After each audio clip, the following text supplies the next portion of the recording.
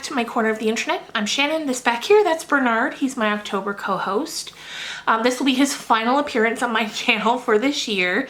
I think at this point, even Bernard is just done with 2020 and he'll be happy to get out of here. So let's just get on into the video. Today's a Friday. Normally on Fridays I do book talks, but today, since tomorrow's Halloween, I thought I would share with you guys 10 of my Netflix recommendations for something a little spooky to watch. This, of course, is Canadian Netflix, because that's where I live, in Canada. But I'm sure, I know some for sure will be on any Netflix because they're Netflix originals. And a lot of the other ones are probably on your Netflix too. So take a look. If not, I apologize. But let's get on into it. Now, the first two that I wanted to talk about are Stephen King adaptations, and these are both Netflix originals. The first one we actually watched last night for the first time, and that was 1922.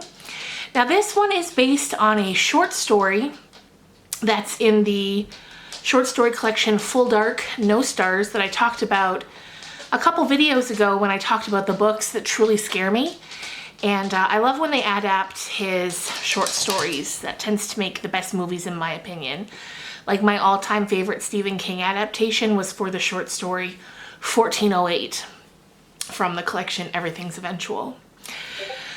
So anyway, 1922, it takes place in 1922, and it's about a man and his wife and their teenage son. And his wife is kind of fed up living the farm life that they're living, and she wants to sell the farm and move to the city. He's not interested in doing that at all, and he will do anything to stop that from happening. Eventually she's like, fine, you stay, I'll sell some of it, you keep doing whatever you're doing here, and I'm gonna take the boy and go. And he's like, not a chance. So together, him and their son kill her. This is not a spoiler, it happens right at the beginning. I think it's even in the blurb. And then the movie is basically about the consequences of that and seeing what happens after they do that. And it's definitely unsettling. There's not a ton of jump scares or anything like that. It's just kind of unsettling, and I thought it was great. The second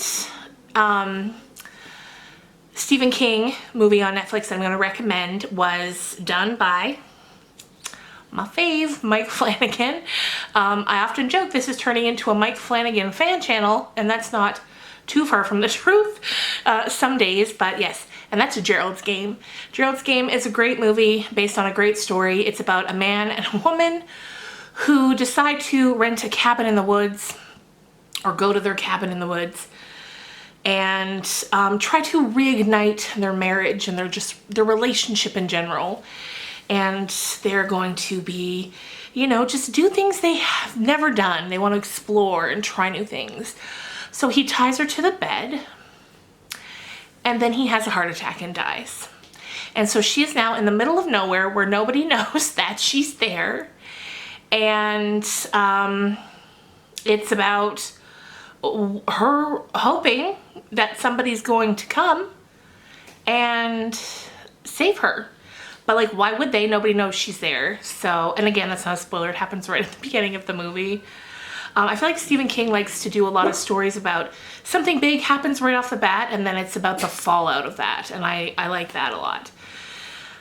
So that was done by Mike Flanagan. This one's also done by Mike Flanagan, but it's not a Stephen King adaptation, and that is Hush. It's a home invasion story, which is something I find very scary, only there's a bit of a twist. And the twist is that the woman who is being home invaded upon is deaf. And so she can't, obviously, she can't hear. And yeah, it's a great one, and it's spooky. And I think that's also a Netflix original, maybe. I'm not 100% on that. Next up was Insidious. That's on Netflix. Insidious 1, 2, and 3 are on Netflix. But I'd really only recommend the first one. The second one was okay. The third one I didn't like at all. They went a little too crazy with the jump scares, and I hated that.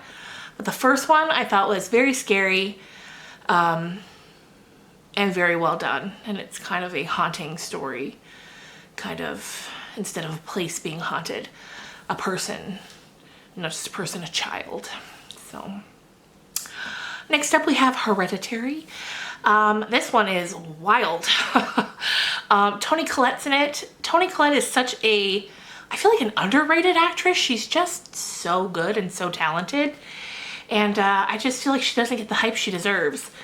And this is about kind of a generational curse that runs through a family, and you don't know what is happening. What is happening?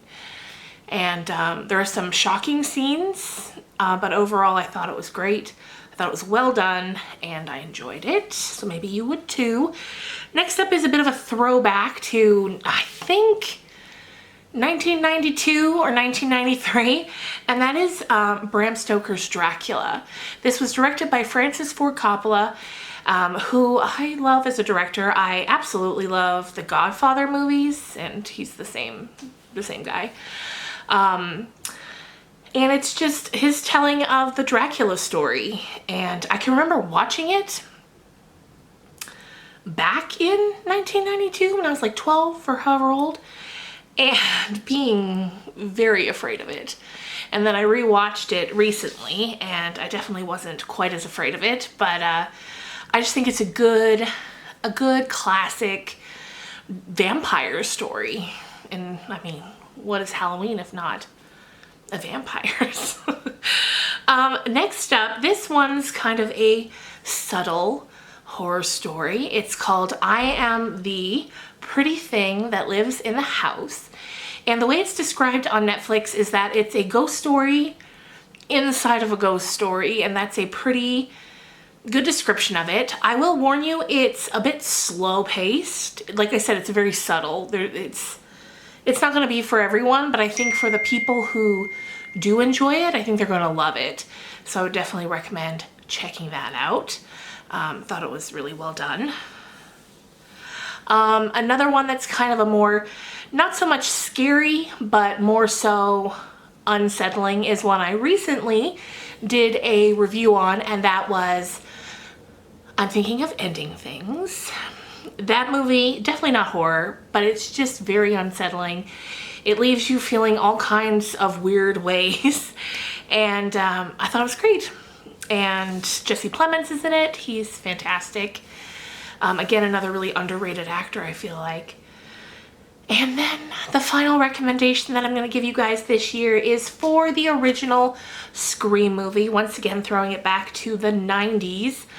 I'm not entirely sure what year Scream came out, 96 or 97, but it's great. And it's great. It's more like of a teenager horror movie, you know.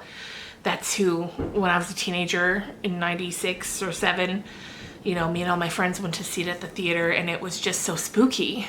And I recently rewatched it, and I still loved it. So, you know, it's not exclusively for teens, but it's a great one for teens, especially if they're just kind of dipping their toes in horror and they don't want anything too extreme.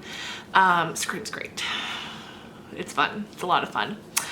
And so those are my top 10 recommendations. Of course, since this is a Mike Flanagan fan channel, I also would, of course, recommend The Haunting of Hill House, The Haunting of Bly Manor, two very different stories. One is a love story wrapped in a ghost story, and the other one is a family trauma story wrapped in a ghost story, and they're both so good. I think Hill House is still my favorite.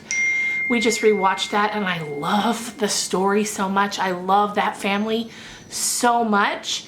So I think that's slightly my favorite, but of course Bly Manor is fantastic too, and I loved it, and I can't wait to see what comes next. Although as for what comes next for me, Sunday we're switching on over to Christmas, at least here in this house, and I'm going to be watching Christmas movies on Netflix. So sometime in November or December, if you guys are interested, I'll also do some Christmas movie Netflix recommendations. I love Christmas. I love all the holidays. September to January, I'm like in my zone. The rest of the year, I'm just walking towards September to get into that fall holiday spirit. So before we go, just want to say thanks again to Bernard for always showing up. He might not say much. He might not be much of a looker, but he's dedicated, and I appreciate it. So thank you guys so much for watching and for going along with my shenanigans all the time. You're just the best. And I will see you guys Monday with a vlog for sure. Maybe Sunday with some more Pride and Prejudice. I kind of took a break off in October just because it wasn't really Pride and Prejudice season, is it? But I feel like Christmas is. So take care, guys. Have a safe Halloween, and I will see you real soon. Bye.